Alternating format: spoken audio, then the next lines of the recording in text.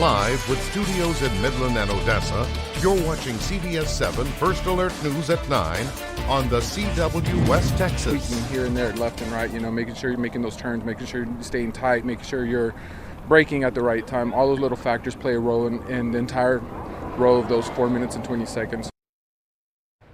We all remember having to pass our permit test as well as our driver's test, but did you know that police officers also have a test that they must pass to become certified officers? Today, Odessa police recruits were put to that test in a training course. We'll tell you more about it in just a few minutes. Thanks for joining us for CBS7 News on the CW, and thanks to those of you joining us live on the CBS7 YouTube. I'm Laura Munt, and we start tonight with new details on a tank battery, that caught fire in Reeves County yesterday morning. We first told you about this fire yesterday after smoke was spotted from the CBS7 weather cameras. Crews spent all night on scene battling those flames. At around 6 o'clock this evening, CBS7 was told that the fire was extinguished. So Reeves County Emergency Services District is happy to announce that the fire has been extinguished and that all cooling activities have stopped. They're currently still on site, but they're putting their apparatus back in order and they should be returning to the station.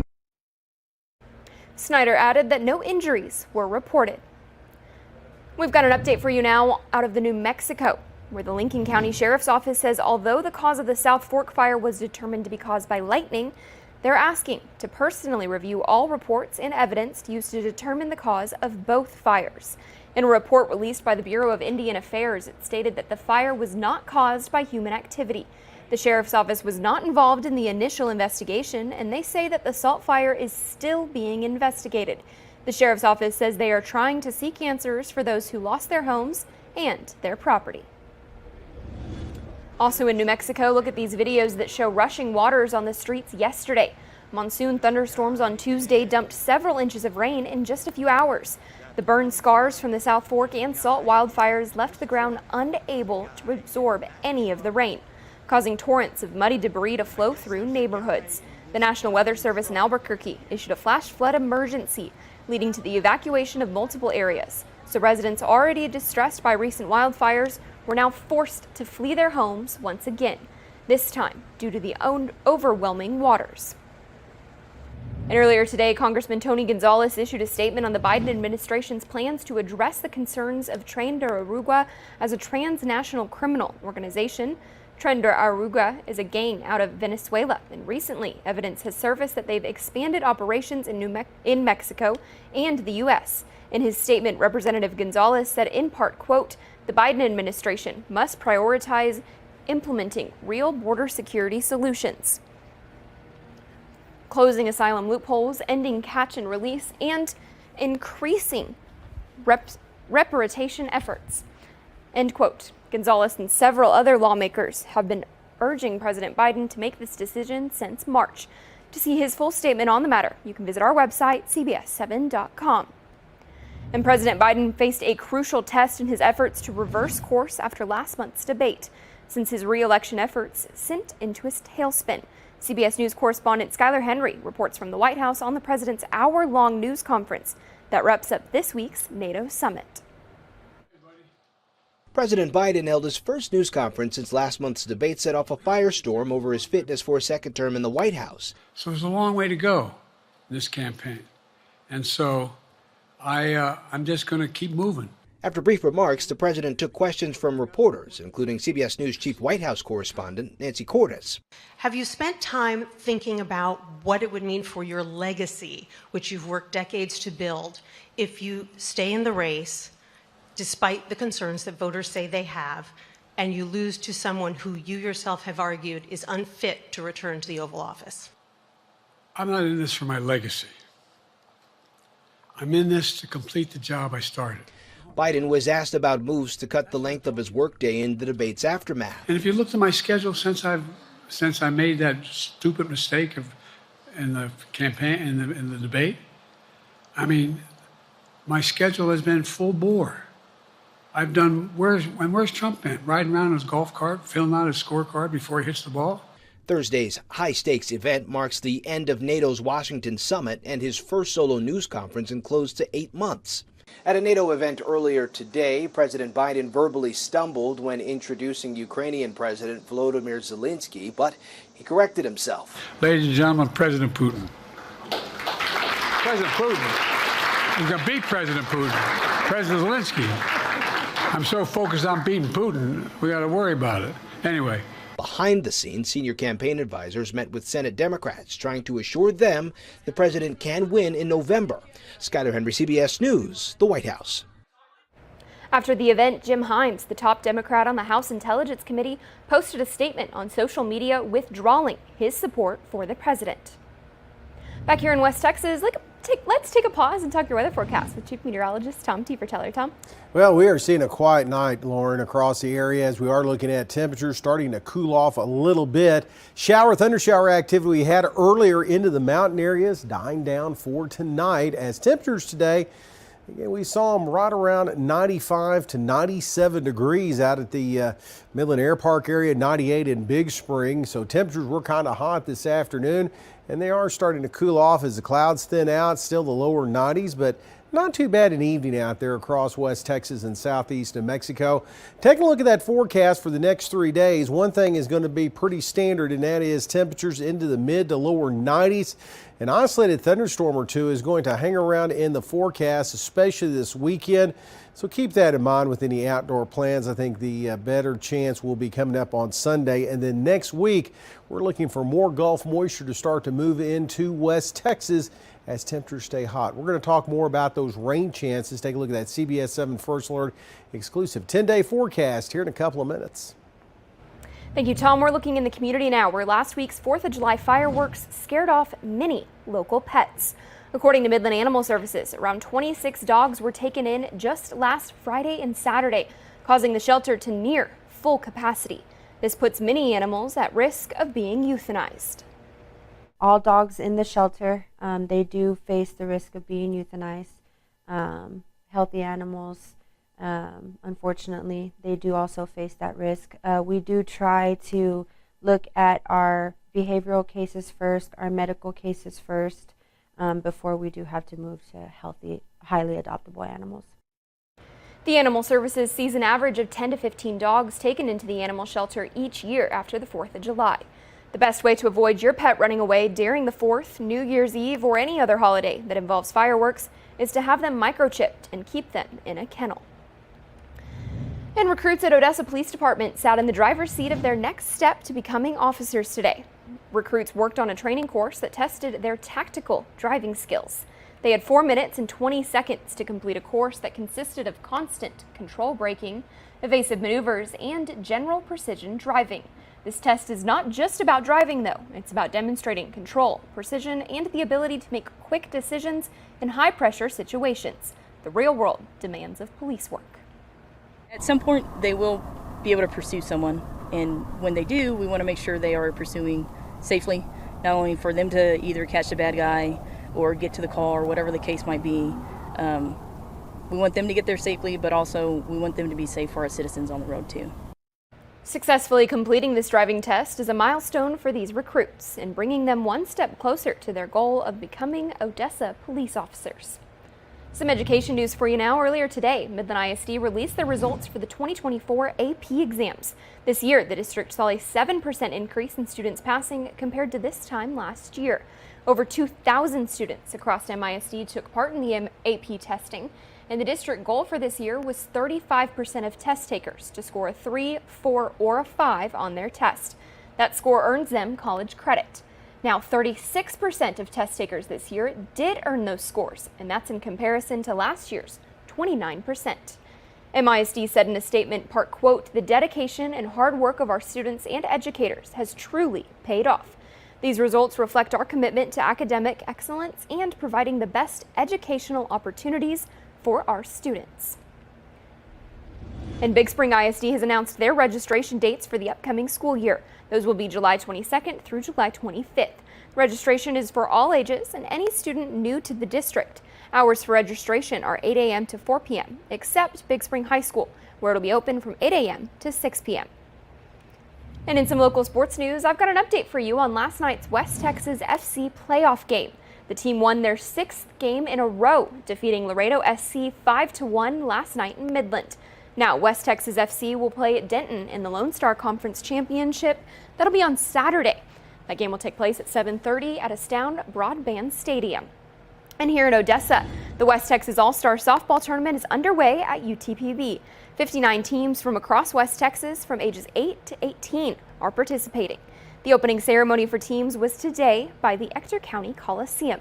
This tournament originated back in 1996, and it rotates between Midland, Odessa, Lubbock, and San Angelo. Odessa Girls Fast Pitch board member Bill Ibarra is glad to open up opportunities for local softball players and hopes to continue growing the tournament beyond West Texas. We want this tournament to happen every year like it does, to be able to come back here to Odessa on a regular basis. As we open up that new sports complex, we hope to be able to move there and to invite more teams to come out and to just put USA softball, or continue to put USA softball out here on the map, to give these girls in recreation softball an avenue in which they can excel and do better. And last night, CBS7's Jair Brooks Davis got to meet new Odessa High football head coach Eric Hartman for the first time. While Hartman spoke about creating a mindset of winning, he also discussed the idea of adding facilities like an indoor football field to create a more even playing field like the one that Permian has. If we have any kind of weather and we're playing somebody, we're going to be inside practicing in our flats and in the gym, and so everybody else is going to be in their indoor having full practices, and and I just feel like right now that's not an even playing field for us. To get our backers in there, there's people that I graduated with, people graduated before me, our owners of businesses. We're looking for those donations to come in to that support. That hey, coach, we'll help you, we'll get it built. You might remember last year, a new Odessa High athletics facility was on the ballot as part of a bond proposition. Those propositions were voted down. Be sure to tune in to CBS7 News at 10 tonight for more local sports coverage with sports director Jair Brooks Davis. Still ahead, millions in Houston are still without power after Hurricane Beryl ripped through the Texas coast. We take a look at the backlash against CenterPoint Energy up next.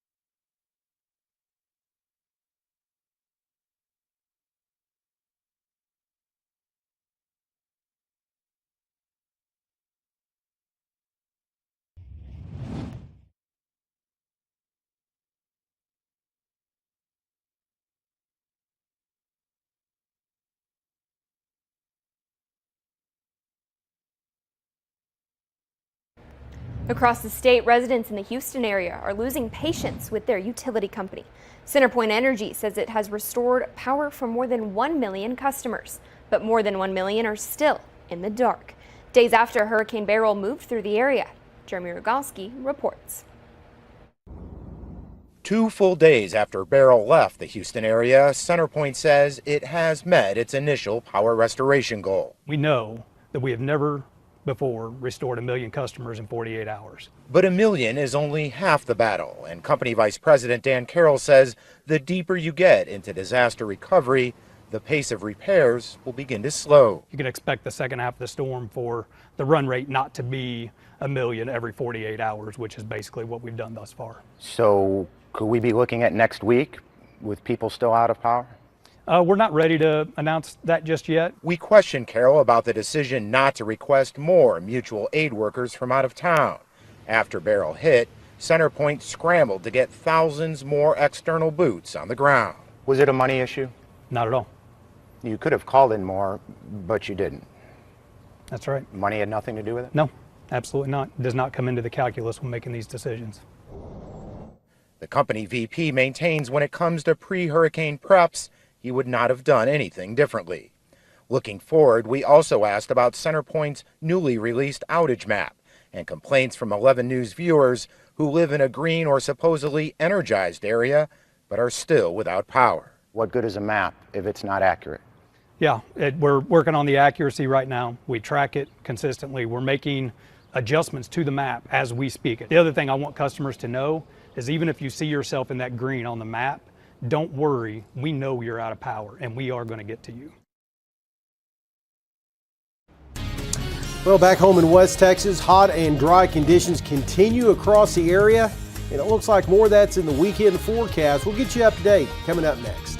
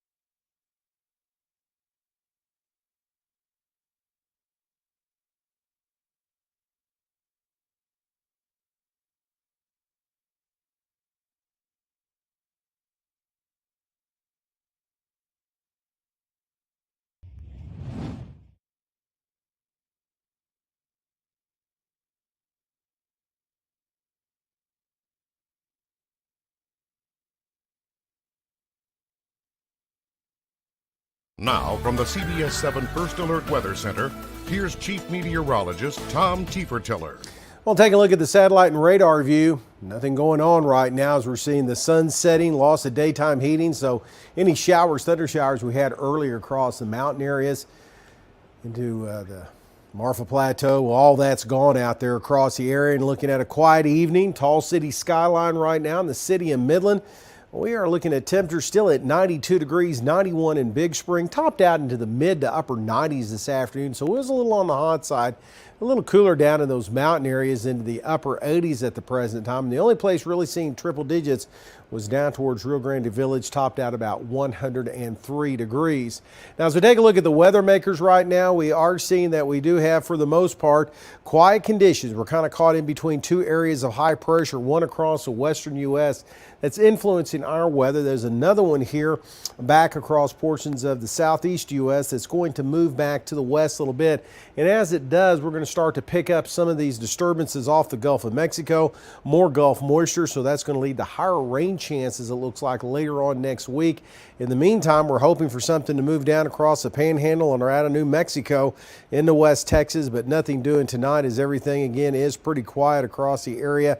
We are seeing some scattered showers and thunder showers across South Texas, but it looks like a lot of that is starting to wind down. And temperatures across the state, it was a warm one today across many areas. Your typical July weather still hanging on to 90 down towards the Dallas-Fort Worth area at the present time. Futurecast, well, let's move the clock ahead. After a quiet overnight, we're going to see relatively quiet conditions for tomorrow and some isolated showers, thunder showers. Big Bend National Park should really be about it. On Saturday, it looks like a little bit better fetch of Gulf moisture trying to move in, and that could lead the way to a few isolated showers, thunder showers across portions of the southern Permian Basin and also back into the mountain areas. So keep that in mind with any outdoor plans coming up this weekend. Again, a mild overnight down around 70 under generally clear skies. And tomorrow, another hot one, mid-90s on the way, but not too much in the way of those isolated showers, thunderstorms, but they'll kick up a little bit this weekend, and especially next week as we get better chances of rain in the forecast with some tropical disturbances and plenty of Gulf moisture, and that's going to hold temperatures down a little bit.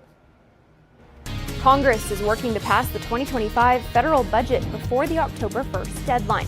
But can they get it done in time and avoid a government shutdown? We look into this while also keeping an eye on your money. Next, here on CBS 7 News at 9.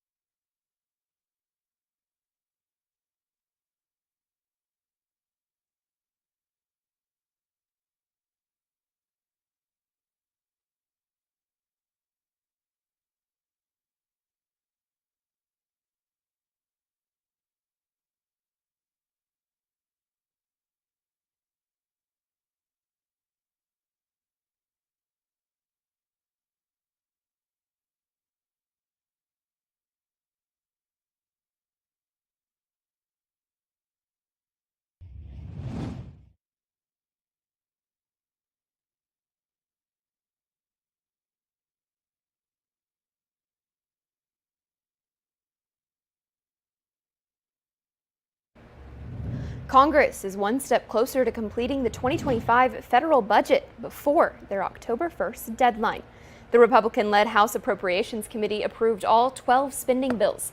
Now, this is historically early for the bills to pass out of the committee, but Appropriations Chair Tom Cole says that the White House and Senate will likely not pass a budget before their deadline. Well, I personally think you should finish the bills if you possibly can by the end of the fiscal year. That's very unlikely. That's not going to occur. With an election right around the corner, probably shouldn't occur. We should wait for the American people to make a decision.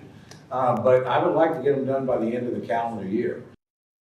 If a bill isn't passed before October 1st, Congress will have to pass a stopgap funding bill to keep the government from shutting down. Last year's budget process was what ultimately led to the ousting of Speaker Kevin McCarthy. Still ahead, if you like the words free French fries, then you're going to want to stick around. We'll tell you how you can score big tomorrow, up next.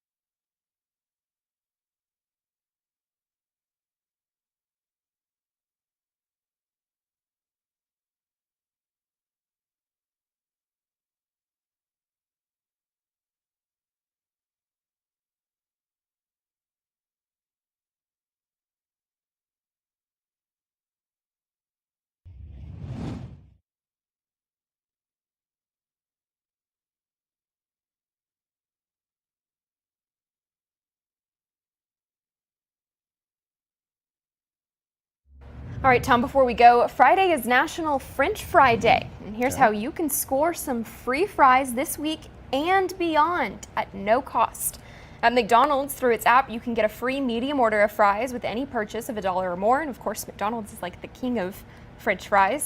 Good Lord. I know. Speaking of king, over at Burger King, members of its loyalty program also get a free order of fries any size with the purchase of $1 or more. And at Wendy's, you get a free order of fries any size with the purchase by redeeming the offer in its app. Now, those three offers are good for this Friday and every Friday for the rest of 2024. And there's also French fry deals at Taco Mac, KFC, Arby's, and a number of other fast food chains. Taco Mac I don't know that kind of. There's always they always throw one of those I'm in. not quite sure where that is. Is there one within 1,500 miles? But we of the do place? have a KFC and an Arby's. But I think I'll be going to Sonic for some French fries. Yeah, you were telling me about the Sonic fries. They've changed their recipe and they're crinkle cut now. It's hard to beat Whataburger fries. Oh, those are good too. I wonder if they've got a deal. Might have to check that out and get a little arrangement of French fries. Yeah. There you go. All the different fast food French fries. All the different dipping sauces. Those ones look good. I like wedge fries.